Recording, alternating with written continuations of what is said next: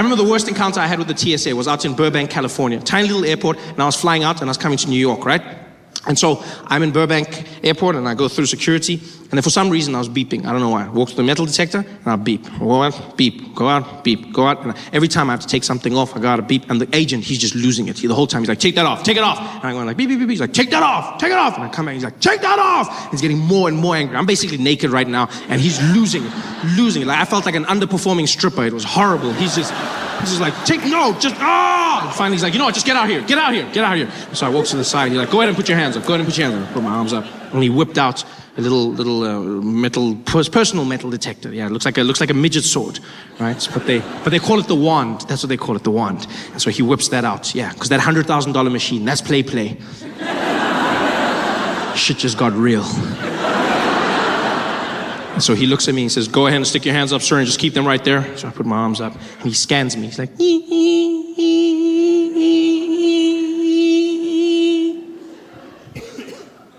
You got any metal objects on you? I'm like, well, then what was that for? If you were gonna ask me anyway, then what was this? The foreplay to my honesty? What is this? Why? And then, as if he can't do this right, he calls for backup. He goes, I'm gonna need you wait. Can we get Velasquez to gate 10, please? Velasquez to gate 10. And he calls for a man by the name Velasquez, who I'm assuming was the best wander that they had. Because he wasn't even on the floor. They called for him, and Velasquez emerged from the back offices of the TSA. And he walked out, and the energy changed.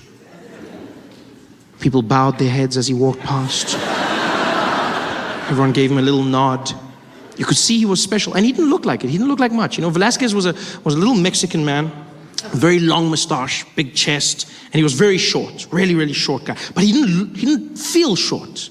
Like he looked short, but he didn't feel short. Do you know what I mean? Like he had this thing. You know those short people that are so confident, it looks like they just chose to grow low. He had that energy.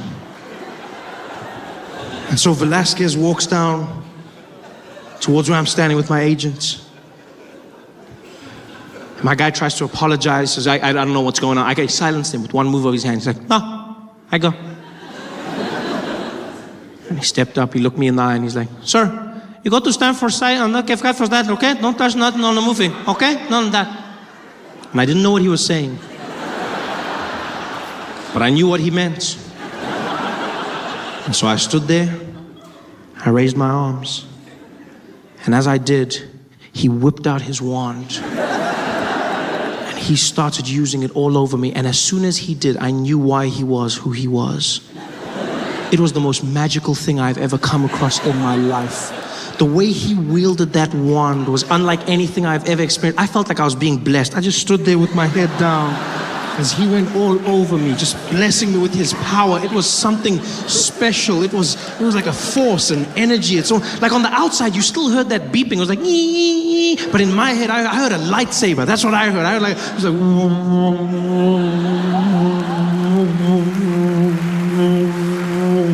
because he was to me, a little Mexican Jedi. In fact, that's exactly what he was. He was my Mexican Jedi. Which, by the way, I feel would be a welcome addition to the Star Wars franchise. No, I'm a big fan. I'm a huge fan of Star Wars. I love Star Wars. I was super excited when I found out they'd be making another one. I was losing my mind. I went back, watched all the movies, and I came to realize that there's no Mexican Jedis, not even one. There's no Mexican Jedis. Which is weird. Because when you look at it, technically speaking, Star Wars is a vision of America in a distant future. So, surely it would be safe to say, judging by the current trajectory of Mexican people in America, I'm sure it would be safe to say that by that time, in a galaxy far, far away, there would be at least one. Just one Mexican Jedi. It's not even like it would spoil the story. Who knows, it might open up a whole new avenue. Can you imagine how different that epic scene between Luke and Darth could have been? Them battling it out on the Death Star. The moment of realization.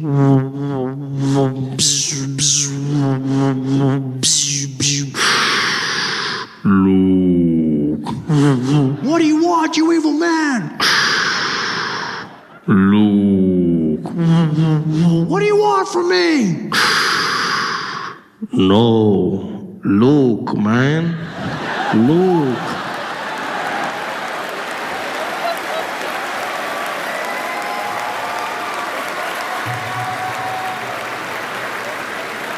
It's your father, man. Hey guys, thanks for watching. Make sure to subscribe to my channel so you can win cool prizes. And by prizes, I mean surprise. There's no prizes. It's a free YouTube video, you greedy. Just click the video, man. Why you want free things on free things? Do you guys have any questions or anything? You do? What took me so long to get to Baltimore? The traffic. No, I'm joking. I'm joking. Because the show was postponed. Yeah, so we had some knock-on postponements because I think one was COVID. Was it what? Was it Chris Rock? I like you. What's happening? Like, bring me into your world. Wait. Tell me more. Tell me more. The week I was supposed to perform in March.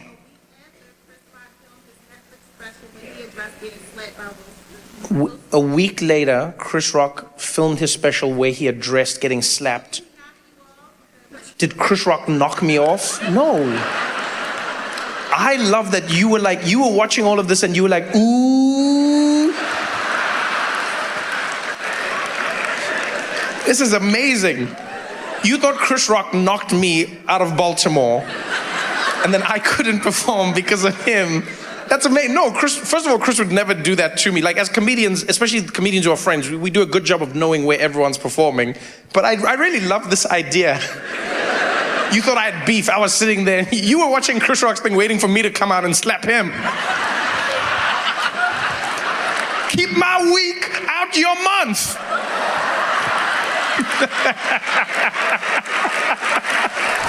So you from here, and then I'm assuming you as well. Who drove in? It's amazing to hear the difference in pitch. When I said, who's from Baltimore, I was like, woo. And then who drove in, you're like, woo, we get to leave. You had a very different tone and pitch.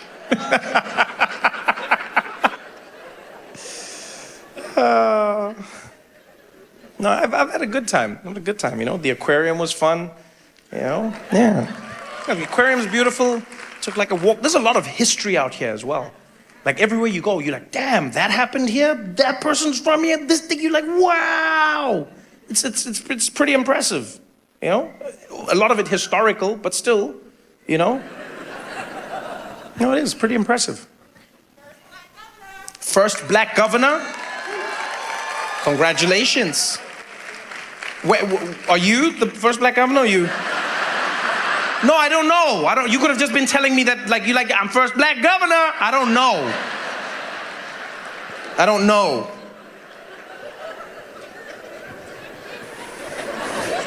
When was the first black governor? Now? That's pretty wild. Oh, wait, Wes is here? That's here? Oh, damn. Oh, I wondered where Wes was. Okay. Oh, damn. It's pretty wild that in 2023 there's still like first black anything. No, you would have thought by now that would just be like, you know, second. Oh, there we go. Damn, that person's like, he's the second! I am the first! Like how we've got all the governors here. Me, damn you! Don't you dare steal my legacy! You look very tall, Jordan. You play basketball? Football. Oh, okay, that makes sense. You know, there's a weird statistical, it's basically just like a rule in America. Once you are above a certain height, I think it's like 6'5" or 6'6", then statistically you are a pro athlete in one of the sports. No, it's true. It's true. It just is. It's like once you get beyond a certain height, it means that you've probably played one of the sports at a high level, college or further. So it's like that's why I asked you the question. So you play football? I did. You did play football? Like American football? No, I don't. You like I don't do soccer, man. I like that. I don't do soccer. Not I don't play soccer. Not I haven't played. I don't do soccer. I loved watching football as a kid growing up. And we never had American football in South Africa, right? But we would see it in movies, and we never knew what was happening. Like it was amazing, because we'd like watch it on TV, like, and we wouldn't see the full games. There would just be moments, and sometimes in movies, and then we would try and do it ourselves, because we loved American culture. And then we would just like stand there together as kids, and we're like, "No, Denby! No, Denby! Yep, yep, yep, yep, yep."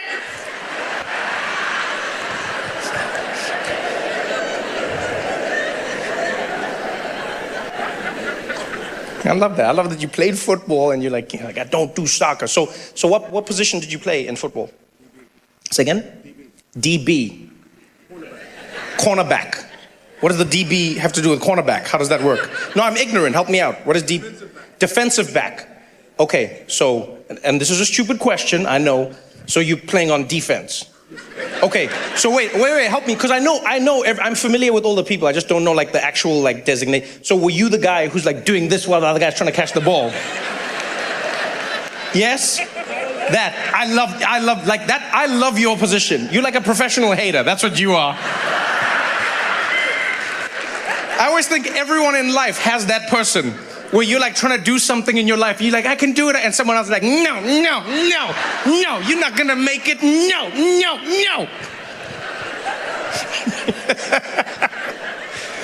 It's such a fun position. I actually think that's the best position, because if you're catching, it's stressful, you gotta catch the ball, you gotta do the whole thing with your tippy toes every time you get it. That's my favorite moment in football. Like it's my favorite moment, because football has the most range of any sport I've ever seen, right? It's like in the beginning, it's like, hot, yeah, boom, bah. But then when they catch the ball, it's always like, ah. I love that. It's adorable. It's such a beautiful range. It's like a little tippy toe thing at the end. But your job is fun. Because your job, you don't have to like catch the thing. You just have to run really fast and then just like get the guy. I like that. Were you good? Yeah? I like that. Jordan was like, of course. Of course I was. Oh, that's a dope sport, man. It's really exciting. It's crazy and scary, but it's fun. It's fun. And so you're done now in life. Not in life like that. No. Don't be like that. What I mean is like no more football. No more. Okay. So I see you here with a lovely lady. Who is this, Jordan? Michelle? I like how you're not like, you don't give her a designation. No, and not in a bad way. Not in a bad way. Watch out for your phone. I like that. I'm like, who is this? And you're like, Michelle? Most people would say, this is my girlfriend, this is my wife. You're like, no, this is Michelle. And I'm Jordan. Your girlfriend. Okay, I wasn't trying to pressure you at all. I wasn't trying to pressure you. How are you, Michelle? You doing well? How did you two meet? Hinge? Oh, look at you. Oh, congratulations. That's a beautiful matchup. What did you like about his profile, Michelle? Say again? His height? Wow. You know what I love? I love how like women can just like say something like that and just carry on with their day. Cause like, let's be honest, if like I asked Jordan, if it's like, what do you like? He was like, her boobs. People would be like, no, hey, boo. Come on, man. Say something else. And you were like, he was tall. I'm picturing you before that moment, Michelle. You were just spending the day in the house, walking around. There were a few things you wanted hung up. You got on Hinge, and you're like, yep, that's him. That's him. You had flashbacks to your future, all those items in the supermarket you could never buy before.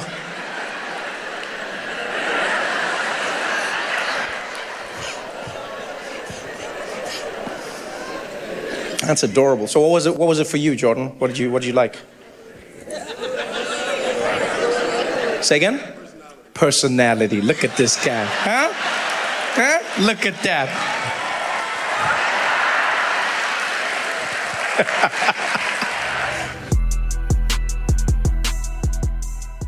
Yeah, New York.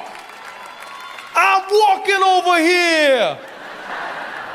That was all I thought New York was before I came here. I just thought it was a city of people almost getting run over.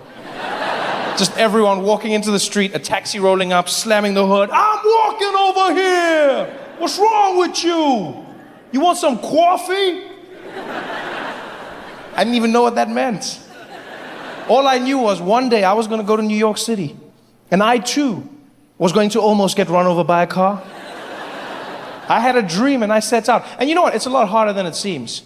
You know, in the movies, they make it look simple. They make it look like you run out, the car almost hits you, you do that thing, you slam the hood and then move on. But it's not that easy. It's all about timing. It's all about timing. It's all about being precise. You have to get out there at the exact same time that the taxi is there so that it stops so that you can hit the hood. Right? If you don't have the guts and you come out too late, the car's gone. It's a waste of everyone's time. You just look like a mad person now. You're just like, hey! I'm walking over here. If you come out at the exact time as the car, then you just get run over. That's just pointless. You know, it's like, hey, he was walking over here. What's wrong with you? The worst though is when you come out too early, because that's just awkward for everyone involved. Because you come out and then the car stops, but you can't reach the hood. It's just like, hey! Come here. No, come closer, please. I want to tell you a secret. Come here. No, I'm from Africa. I have a dream. Please come closer. I just want you. I'm walking over here. I love the city. Are you kidding me? New York. My dream was to come out here. As soon as I got here, I was like, this is it. There is an energy in the city that exists nowhere in the world. New York, New York. I love it, everything about it. You know what fascinates me about New York? Is how much people trust the traffic lights. I have never seen anything like it. You must remember, I come from an African country, and all over Africa we have traffic lights, but we don't use them. Right? It's less of a command and more of a suggestion. It's not stop, it's stop. It's almost like, you know, it's almost like an African traveled the world, saw that other people had traffic lights, and then just brought them back, but didn't know what they were for. Like the guy was just like, guys, we need to get traffic lights, huh? And people were like, what for? It's for the intersection. It adds atmosphere. But no one actually knew what it was about. We don't care about the lights, and we don't trust the lights. But in New York, I've never seen it. People trust that light with their lives. I was walking through the streets one day, and I was walking next to this man. I'll never forget this, right? He's standing there on the sidewalk, and the light changes in our favor. And I look to the side, and there's this truck that is barreling down the road. And I'm looking at the truck, and as soon as the light changes, the guy next to me, he just steps out into the road. And so instinctively, I stuck my hand out to protect him. I was like, yo, dude, there's a truck. And he was like, it's okay, we've got the light.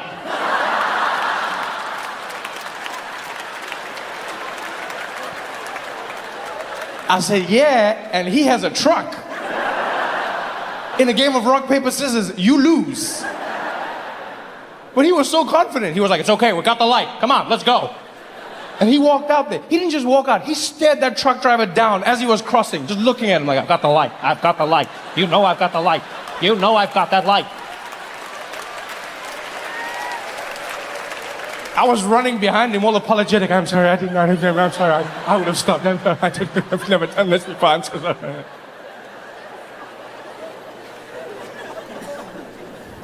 I walked with that man for 12 blocks. And let me tell you, I have never been imbued with the confidence of another human being the way I was with him. I started that day thinking and pondering before stepping out. And after a few blocks with him, I started believing. And after 8 blocks, it was the only way I knew how to live. I had my phone out. I was tweeting and texting. I didn't play games. I'd be looking down, look up, the light would change, and I was out. I didn't care if a truck or a train was coming towards me. I was out.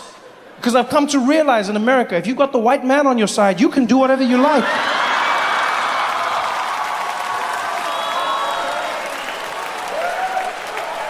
You just roll. What an exciting time it's been. I couldn't have chosen a better time to come and live in the United States. Huh?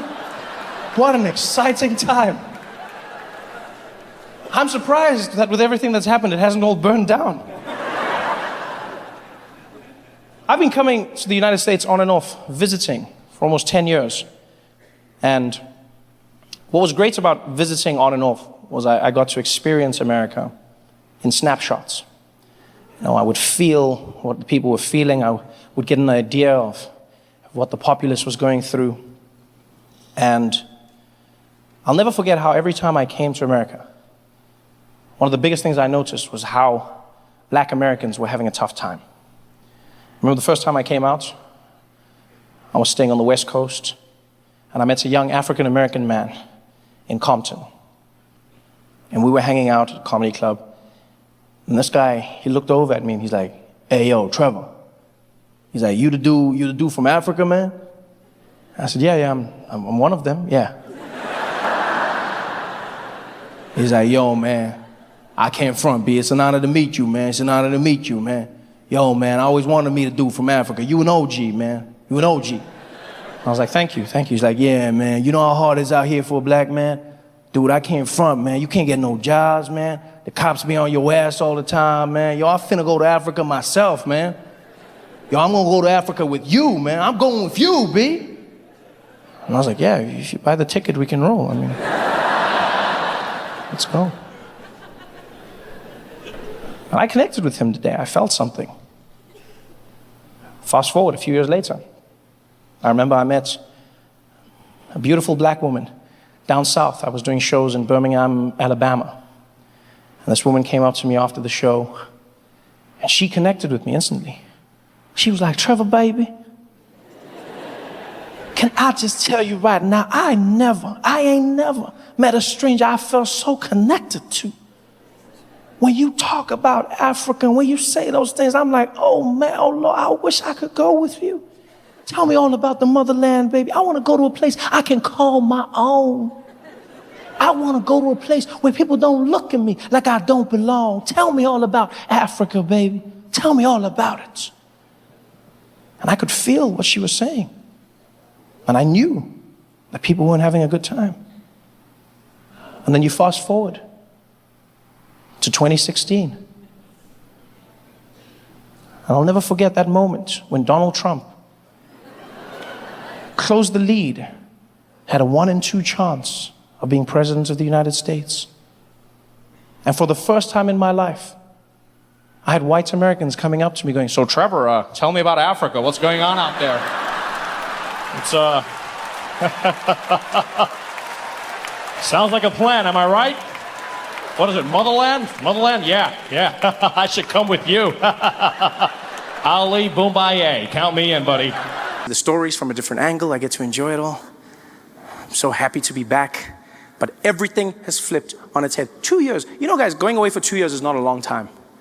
And you come back to South Africa and everything has flipped on its head. I went away for 2 years. I come back and white people are on strike. I thought it was a Leon Schuster sketch. In the streets, white people marching, and immediately you're like, these people have no experience. No experience whatsoever. And white people, I'm not trying to minimize your pain in any way, but I'm just gonna say, when watching it on the news, it doesn't have the same gravity of the march of black people and colored people and Indian people in South Africa. Because when people of color in South Africa march, you can see they want service delivery. When white people march, it looks like you're fighting for vitality points.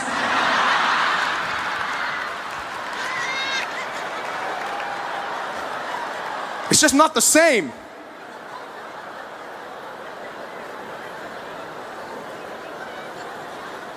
And then I saw white people got offended because they said, we're going to launch a march.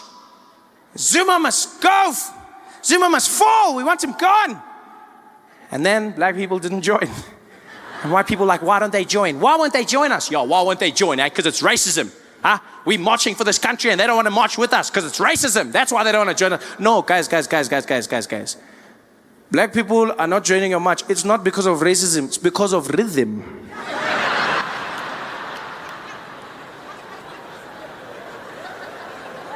I saw white people protesting and I was like, even if I was on your side, I cannot participate in that.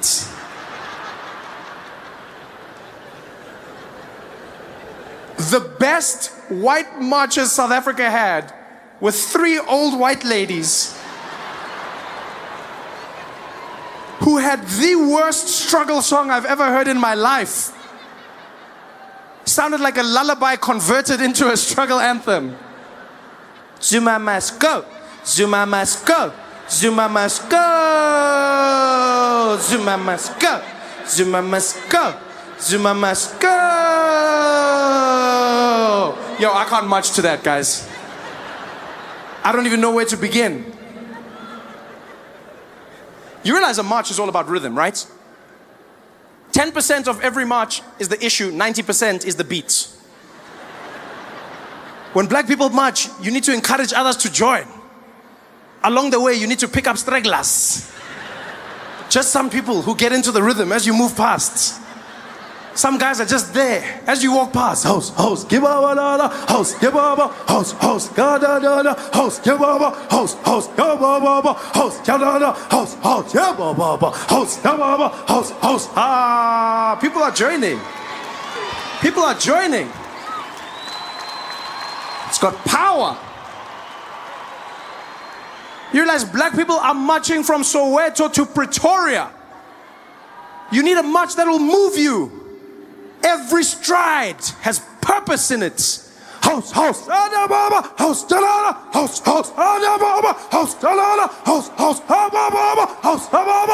host, moving. Zuma must go. Zuma must go. Zuma must go. Zuma must go. Zuma must go. Zuma must go. Guys, we're not even getting to Craig Hall like that. Asfigi. Marching with that song to Pretoria, by the time we get there, Zuma left by himself. He's chilling there in his house in Dubai. Laughing. Did they only arrive just now?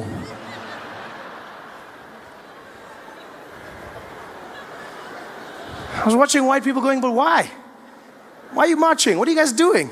Yeah, now you want to do the hard work. Just pay someone like usual. This is when you should be paying. Just get a professional, a specialist. Just be there. Johannes, I have a lot of gripes with this country, and I've noticed that you have impeccable rhythm, and so I'd like to hire your services. I've got you. What's your feeling? I just want them to know that Zuma must go. Okay, got it. Go, go. That's what I wanted to do. Hire a specialist, people. Get it done.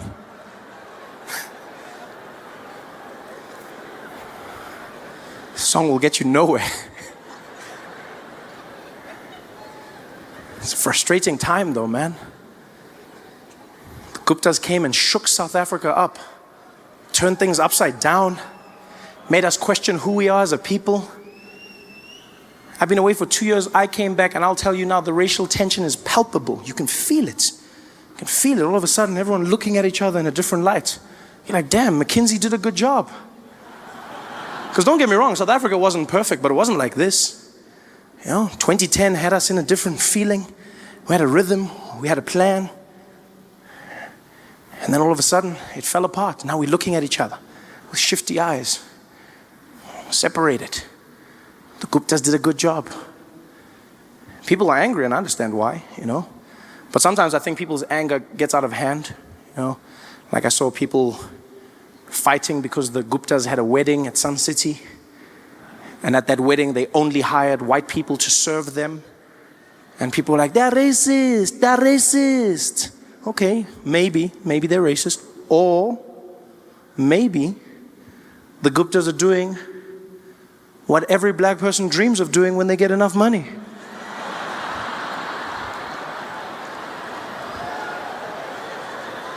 And that is hiring white people to work for you. Which black man in this audience can't say he doesn't remember the first time he went to a restaurant and he was sitting there? Some white guy came up to the table. Good afternoon, gentlemen. Can I help you with anything? Oh, yeah, we're just waiting for the waiter. You can send him over. No, gents, my name's Johnny. I'm going to be serving you guys today. Oh, you're the waiter. You are the guy serving us. That's correct, Alex. Oh, wow, look at that.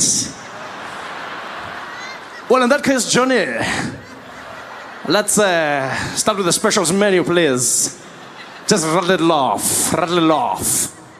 All right, guys, we've got a carpaccio on the menu, really fantastic. We've also got a seafood salad that's really impeccable. On the dessert side, the chef is doing something different with the creme brulee. And then our special lionfish of the day is going to be a hake, lightly grilled. Okay, thank you very much. Just give us a moment to chat about it and we'll see. See you in a bit, Johnny. All right, thank you very much, guys. Hey, can you believe it? Yeah? Can you believe it? On my beck and call. Watch this. Johnny. Yeah, what's going on, guys? Nothing. Carry on. This is power. Hey guys, thanks for watching. Make sure to subscribe to my channel so you can win cool prizes. And by prizes, I mean surprise. There's no prizes. It's a free YouTube video, you greedy. Just click the video, man. Why you want free things on free things?